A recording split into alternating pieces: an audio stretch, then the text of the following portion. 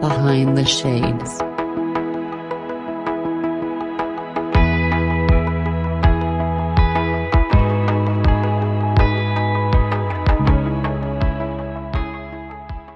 Hello, Nikki. How are you doing today?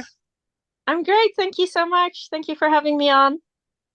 It is a pleasure to have you on the show. I know we're going to talk about some wonderful topics such as parenting, relationships. We're hoping to get people married with children, without children, a little bit of both, Yeah. Or single parents, or single Woo, single parents. Yeah, parents. it's all about the single parents, right? So I love you, Exactly. single parents, mothers, Yeah. fathers, everything in between. We have love for you guys. Any So single dads out there, hit me up. single mothers, you know what? You can hit me up too. Slide in my DMs. Come on. So I know we're going to talk about those two topics as well as anything that else comes up. So why don't we can start right from the beginning and introduce yourself, let people know a little bit about yourself and where they can find you, Nikki. Yeah, that sounds great. Well, my name is Nicki Van Ingen Schenau. I am originally Dutch. I live in Amsterdam right now. But I've lived in Tokyo for the past 10 years. In 2011, I moved to Tokyo with my then husband, who is Japanese. But he grew up in the Netherlands, and he told me after we've been living together for 5 years that it was his dream to live and work for 2, 3 years in Japan, and whether I wanted to come too. And I said, yeah, sure, see if you can find a job, and didn't really pay much attention after that. And then he found a job, and I thought, 2, 3 years. I mean, if worse comes to worse, I can always put my career on hold for a bit. And I'm sure, Tokyo, New York, London, Paris, Sydney. It's one of those international cities, so everyone will speak English and it'll be fine. My English isn't bad, so I'm sure I'll find a job. So I didn't really do much research, and then I came there, and it was miserable because everywhere I went, it was like, "Oh, so you're fluent in Japanese, right?" Not exactly. So yeah, I thought, oh, I'll just study Japanese for 2 years or 1 year even, and then I'll be fluent and I can get a job. So 2 years in, I still wasn't fluent, and I was having a bitch session with a friend of mine who came over from Amsterdam, and she said, "Why don't you start your own business?" And I was like what?" And she said, "Yeah, just become a tour guide. I mean, you know a lot about Tokyo, you know all the best places to go. You're knowledgeable about Japan. You have first-hand knowledge about what it's like to live with Japanese people. So why don't you do that?" So at first I was a bit apprehensive, like, "Oh, it's never going to work. How am I going to do that?" And she said, "Well, why don't you just create a website and an email address, send me the details, and I'll take care of the rest." So I thought, oh, this is one of those cases where people are like, "Oh, yeah, I'll definitely help you." And then you never hear from them again. But just in case, I created the website and the email address, and I sent everything to her. And then after a week, I got my first email. Someone wrote to me like, "Oh yeah, I see that you do guided tours. I would like to book a tour with you." So I literally fell off my chair, like, "Oh my god, I wasn't expecting that." And yeah, it started off strong. I immediately was very busy right from the start, and then 3 months in, someone asked me, "Would you consider hiring me?" So I was like, no, not exactly, but sounds good. Why not?" And yeah, I haven't looked back since. I mean, 2020 was supposed to be the best year ever because of the Olympics, and then COVID happened. So that was a bit tough. And in 2014, I gave birth to my daughter. Um, when I was still in Amsterdam, I wasn't sure whether I ever wanted to have kids because I thought, yeah, I'm going to have one of those lives where you have a full time job, and then before you start work, you have to take care of the kid, and then after work, and then by the time it's 10, it's already time to go to bed, and you haven't done anything other than take care of your house and food and your husband, and no time for yourself. So I thought, yeah, I don't know if I would want that. But then when I was in Tokyo and my husband was working all the time, I thought, oh, well, might be fun to have someone to talk to occasionally. So that's when I decided to get pregnant and give birth. So I was running the business and taking care of my daughter. And yeah, fortunately, I was able to combine the two, because my husband was working full time. So he was basically the sole breadwinner. Everything that I earned just was for fun. So it wasn't necessarily something I had to immediately earn a lot of money with. So I could take things slowly and get to know the business, get to know what it's like to run a business, especially in a foreign country. Um, yeah, and then COVID happened and basically everything went to shit. And I decided, enough is enough. I've been in Tokyo for 10 years. I want to go back. And that's when I decided, I'm going to get a divorce. I'm going to go back to Amsterdam. I'm sick and tired of Japan. It's time for me to focus on me for once. So 2021 in the summer, I moved back to Amsterdam, and at first with my daughter, but after about a year, she decided she wanted to go back to Tokyo. So she's been living there since last summer, approximately. And yeah, I mean, it's been tough being away from my daughter and trying to start over again, because 2021, of course, my business was still down the drain, so I wasn't making any money. So I had to find some means of employment and start over again, get reacquainted with my friends and everything.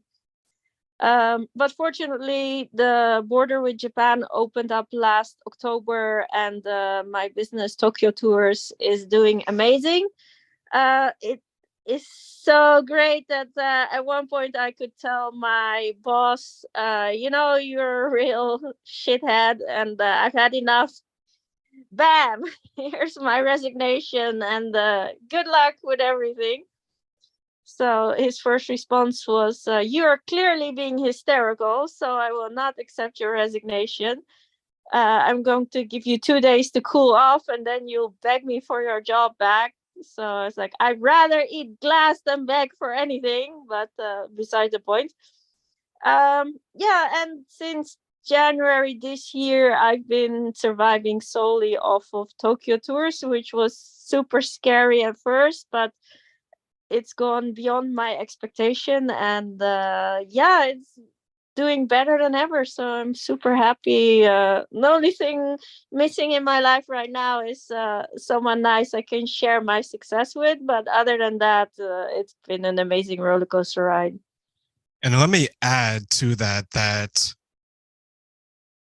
sometimes when you have your success, you want someone to share it with, because you feel alone, right? Like I have all this Yeah. success and you're like, I want to go out and celebrate Tokyo Tours with someone. I want to say, I Yes. came all this way, right? Like I went to a foreign land. I didn't know the language. I married Mm-hmm. someone who at the time you probably were in love with. I have a Yes. beautiful daughter with them. And now I decided to pivot, take my life somewhere else. And I'm like, I kind of miss those dinners with someone to celebrate with. I kind Yeah, of miss the exactly. companionship, right? I kind of miss that. Nicki, you did a good job. Let's give you a hug and let's give you a kiss. And if it goes somewhere else, it goes somewhere else. But Yeah, exactly. when you decided to make that change in your life and you're saying that I want to focus on me, I Yes. want to basically reinvent myself, was that a Mm-hmm. difficult decision and a difficult journey for you to do? Well, basically, I had been unhappy for years, but it wasn't to the extent where I was like, I really need to reorganize my life. For years and years, I thought, well, it's okay. I can suffer through it. It's fine. I'll just do what's necessary and focus on other people rather on what I want or I need. And then when COVID happened, my parents both passed away in 2018 and 2019. So it kind of, in a way, of course, it was very sad, but it was also a relief at the same time. Like, I no longer am accountable to anyone. There's no one telling me what to do or telling me how to live my life or what kind of person I'm supposed to be or how I'm supposed to raise my daughter, or uh like the stereotypical conventions, like, oh, you shouldn't get divorced and it's bad and you have to make it work and that kind of thing. So I felt like, yeah, I there's no one I need to be accountable to anymore except for me. So I was watching a lot of RuPaul's Drag Race at the time, and RuPaul is all about empowering women and men, and like, yeah, don't care about what other people say or what other people do. Just focus on yourself and whatever makes you happy. So I was listening a lot to that, and I thought, fuck it, you're right. It should be about me for a change. So I knew my husband was cheating on me. Um, but at the time I thought, well, he's living his life, I'm living my life, he's not really bothering me, I don't really see him much, so it's fine as long as he pays the bills. And then when COVID happened, he was there all the time driving me insane, so I just needed a reason to get rid of him. So one time he came home drunk and he forgot to lock his phone, so I went through his phone and I took photos of everything that was incriminating. And then the next morning when he woke up, I told him, I don't know where you're going to sleep tonight, but it's not going to be here. So good luck with everything. And see you around. Here's your crap, and just take it and don't come back. So yeah, I mean, he was not used to seeing this side of me. So at first he was trying to push my boundaries and like, I'm sure you're not serious, I'm sure you'll take me back, I'm sure this is not what you want, I'm sure you do not want to jeopardize our marriage because we've been together for 16 years, blah blah blah.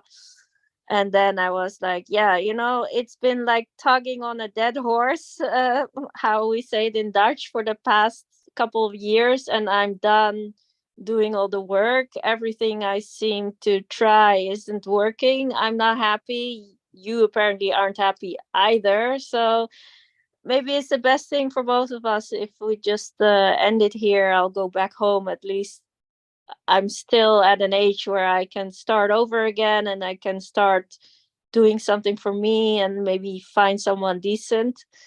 And then you also can have the life that you want, and I'm no longer an impediment to whatever it is you want. So yeah, I there's been some struggles, but I'm making work. So I know for many people when their relationship ends, they sometimes feel like there isn't someone else that can fill that void that this person has filled, right? Like, yes. you were in a relationship for 16 years, and some people may say, do I really want to go back on the dating market? Because it's a free for all here, right? It's like it's a meat market out here when you're trying to date, because you don't know the person's intentions. You have to get used to someone again. You have to build up that trust. And I know in my experience, when I was in between relationships, I always took time to understand, one, why it ended, and two, how the hell am I going to make it work better the next time, right? Yeah, exactly.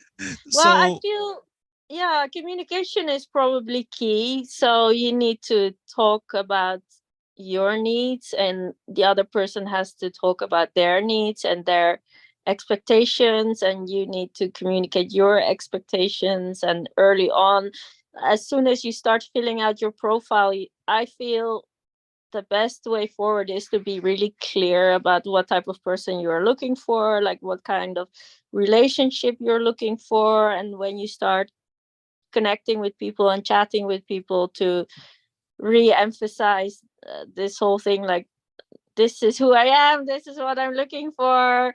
Does that resonate with you? If not, let's not waste each other's time, and try to meet people as quickly as possible, because chats will only give you so much. I mean, I've had amazing connections with people on chat, and then when you met them in real life, it just completely fell flat. So if you're chatting for 6 months or something, and then there's such a build up, and then you finally meet them, and it's like, okay, not what I was expecting, So I prefer to just meet people quickly, get it over with, have a couple of drinks, and then see where it goes. Because especially on the first date, if you are at the starter and you already know, like, oh, this is not really going to work for me, and you have to sit there for another hour trying to hold up the conversation, it's not the best use of your time. So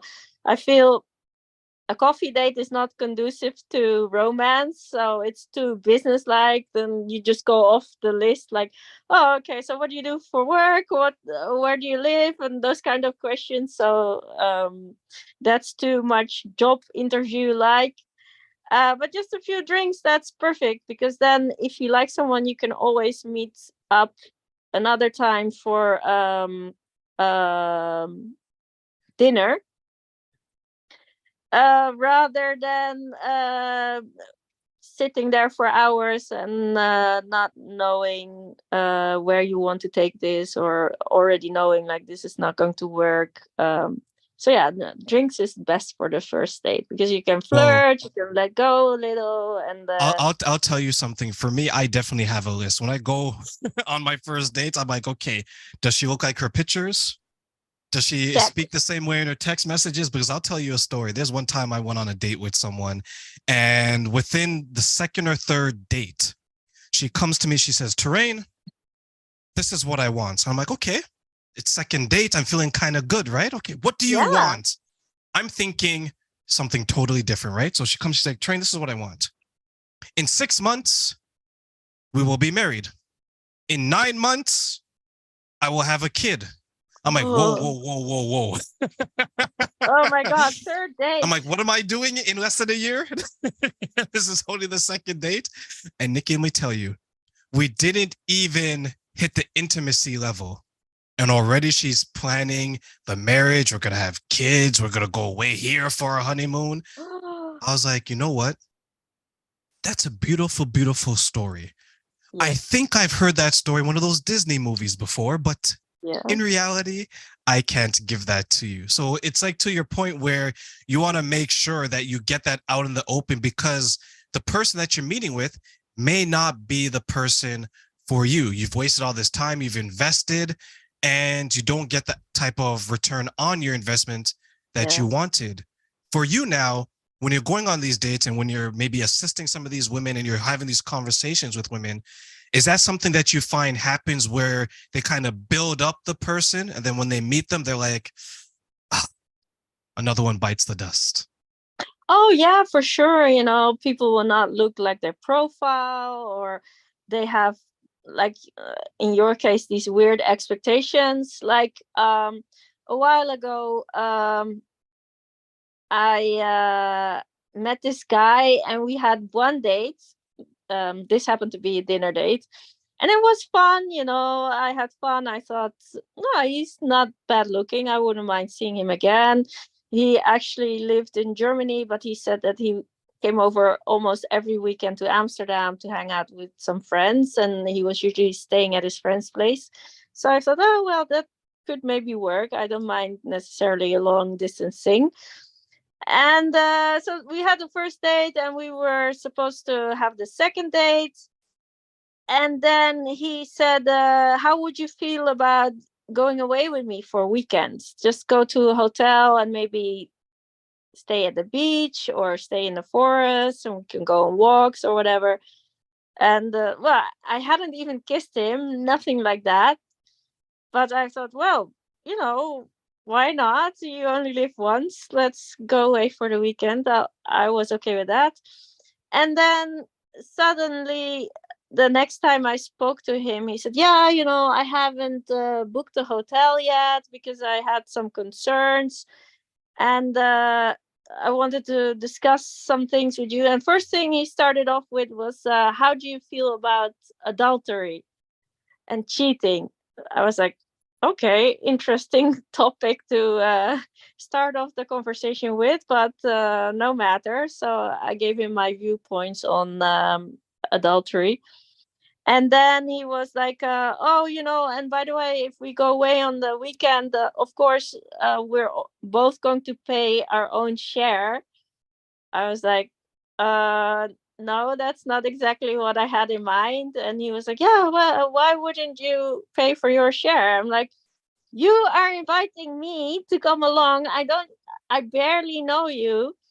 So why would I just spend money on going away for a weekend? I mean, we can also just go for a walk or something, or have a picnic, or do something that doesn't require money. I don't If you invite me to come along for a weekend break, then if I don't know you that well, I do expect you to pay for me.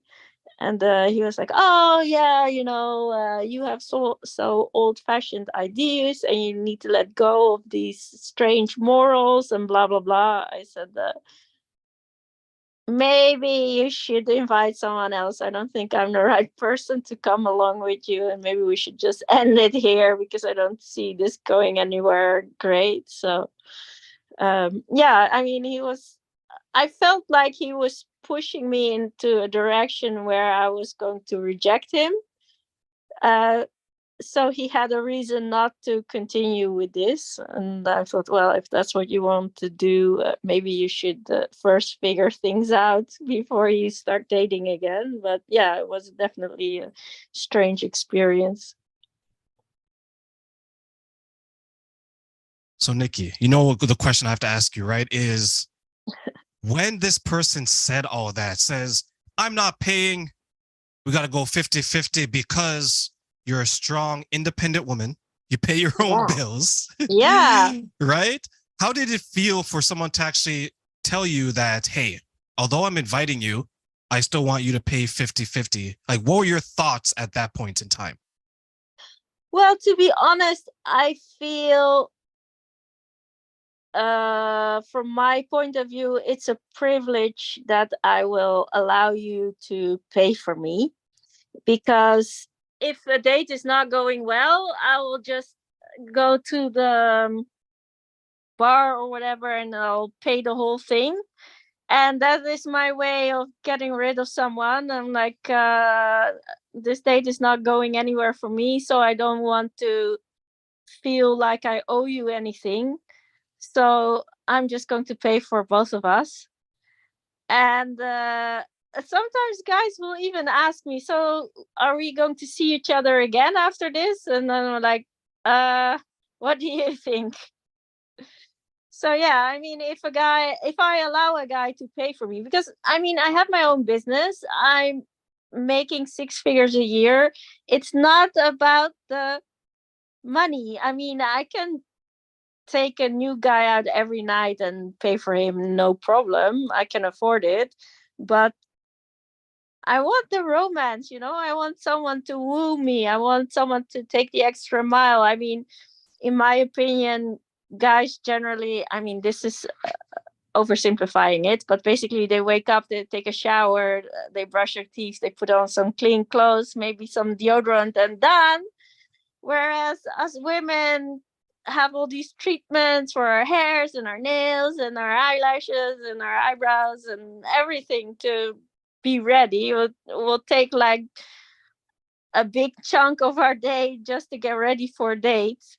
So yeah, I kind of feel like that's what I bring to the table, and I expect you to at least pay for the date. And it's not about the money. You don't have to take me to this Michelin star restaurant, but like, um symbolically, I want you to invest this into our quote unquote relationship, or whatever it is we're starting. um and if a guy is unwilling to do that, in my opinion, like if you want to suck the romance out of a date, the quickest way to do it is to suggest that we'll both pay half. So yeah, in that regard, I may be a bit old-fashioned, and I do expect the guy to pay at least for the first date, and then after that, depending on how it goes, then yeah. And I mean, if he takes me to this lobster restaurant, I might feel a bit uncomfortable, or I might feel obliged to offer to pay my own share. But if it's just like a regular dining place that's not crazy expensive, then yeah, come on, show me that you're interested in me and show me that I'm worth paying for. And if not, then goodbye and good luck. So basically, show me the romance, because that shows me that you're invested in the person, right? Like, I'll give you an example. Yeah. What I like to do, I'm going to use you, Nikki, as an example, right? Because from what my understanding is that you go on dates and you're single, right? So Yes. when I initially meet someone, let's say if I were to meet you somewhere and I say, hey, Nikki, you know what? I think you're an attractive lady. Do you want to go out sometime? And you agree, we exchange numbers, we have a conversation. I'm like you, where in the first couple of weeks, I definitely want to meet because I'd rather meet sooner than later, right? Like you mentioned. Yeah, exactly. Because I met you in person, I'm more inclined to maybe go on like a dinner date. Let's say we go to like a restaurant that isn't high end, but it's good enough where you can't wear sweatpants, okay? Yeah. Because I know some people wear sweatpants to their dates. Very And romantic. very romantic, right? With like the Nothing food says, stain. yeah, no, nothing says I want to tear your clothes off than wearing sweatpants on your They're date. wearing sweatpants and the shirt that you wore 3 days ago with the food stain on it. Yeah, exactly. And then I'm comfortable with paying for that, right? Because I met you, I know you look like there isn't the threat of me being catfished. But let's say if it's online dating and we just swipe left, swipe right, I don't really know if your photos are a true representation of yourself. So I may go the route and say, hey, let's meet at a Starbucks so we can get to know each other, because we really don't know what we look like and we haven't had that type of conversation. But what if, from the man's perspective, do you believe sometimes that it's kind of hard for a man to invest financially in a woman early on, meaning that if I pay for the dinner on date 1, date 2, date 3, how do they continue to date someone else, where that can get kind of expensive if they're dating 2 or 3 girls, trying to narrow it down to the one girl, and maybe, Nikki, you're that girl? Well, like I said, it doesn't have to be expensive. You can just go for a walk sometimes, go to the park, have a little picnic. And I mean, if you have a picnic, then it's, of course, both of you bring something to the picnic. You don't expect the guy to be lugging all this stuff all by himself. So maybe one person brings the wine and the other person brings some food or some snacks or something.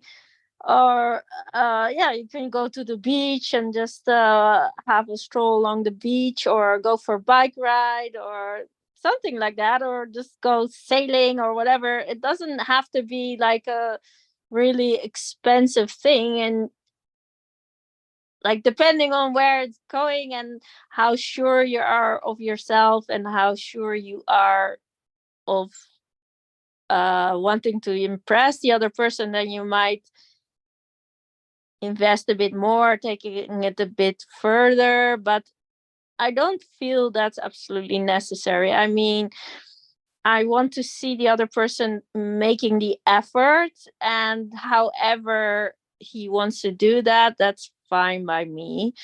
So yeah, being creative, thinking outside the box can actually be more appealing than just putting down money and thinking that will solve the quote unquote problem. If I were to, like, use me as an example, if I were to say, hey, Nikki, what would be your ideal first or second date so I can prepare that type of experience for you, what would that be? Yeah, well, like I said, the first date is, for me, it's really boring, but I always go to the same place, this bar that's close to my house, because it's just super convenient for me. And then we usually have like 1 or 2 drinks, and see where things go. Just kind of like two dogs meeting at the park, sniffing each other and checking each other out, and just see if there's chemistry, if there's banter, if if the guy has got game, so to speak. And it's on the top floor of this hotel. So on the way down, if I like the guy and I give off hints that I like him, then I do expect him to kiss me on the way down. So if he doesn't, that's kind of okay. Well, let's see where this is going. I'm not sure if I will be ready for a second date, because I do need to get that reassurance from him that he's into it and into me and wants to take things further. And then the second date, I don't know, we can have dinner together, or if the weather is good, I would be up for a bike ride or a picnic, or even go bowling or do something a bit more active. Um, but yeah, that's how I feel about it. But especially early on, when I don't really know whether you are worthy of my time, so to speak, then I do expect you to pay for the first and the second date or something. And then when I get to know you a bit better and I feel like, yeah, I really like this guy, I want to see where this is going, then I'll suggest like, oh, maybe next date is on me. Let's go to the movies or whatever. Um, so again, it's not about the money. It's about showing that you're ready to invest. And I love how you put that, because that's what I believe it should be about. You're ready to invest. It could be your time, it could be your creativity, it could be your energy. And one thing that I wanted to mention as well is, ladies and gentlemen, if you don't know this, Nicki just hinted towards it. The kiss will tell you a lot about that person, right? Because if they're a bad kiss, you may be like, ugh. They might be bad in other places, right? Like, how important is that kiss at the end of the date, Nicki? Very important. Yeah, like you said, I mean, if the kiss is bad, then 9 times out of 10, if you want to take it further physically, the rest is going to be bad too, because it's not very common that the kiss is bad and then you still think, oh, this was amazing, this was the best night ever, after you've had the physical relations with someone. So that will give you some idea of what is to follow, and whether either it will be very exciting and you think, oh, that's something to look forward to, or you feel like, oh yeah, maybe I'll give them another chance to see if they're really engaging and really fun, and maybe the rest will come, or maybe we should just end it here, because I don't think there's that level of chemistry that going on that I need to take it further. You hear that, gentlemen? When you go to her favorite restaurant, it's on top of the hotel. If you're coming down now, I'm painting the picture for you, Nicki. Yeah. If you're coming down now and you kiss her and the kiss isn't good, don't try to book a hotel room that night. The answer is going to be no. Exactly. But if the kiss is amazing now, what are the chances of that hotel room? I mean, it doesn't necessarily have to be a hotel room. I always go by car, so we can swing by his place or my place or whatever. I don't feel there's anything wrong with being straightforward, and if the passion is there, to have a little celebration. And I mean, I have been with guys that were like, oh, but you had sex on the first date, so that means I don't want to see you after this. And then I'm always like, but you had sex on the first date too, so what does that make you? What does it matter whether I have sex on the first date compared to you having sex on the first date? Why is there a difference here? So yeah, I have lost a few guys over that, but I feel like, well, for me, it's also kind of a litmus test. Like, if that's something that you want to reject me on, like, oh yeah, you probably are the same with other guys. Then if you go home with me this quickly, you must do that with other guys as well. I'm like, Not necessarily. I mean, if it feels right, it feels right. And I'm not dating guys just to have a night of fun or one night stand or whatever. I'm trying to get to know you and trying to see where it goes. And sex is a big part of all that, because if the sex is bad, then I'm not so sure if I want to invest in getting to know you better and actually work on a relationship.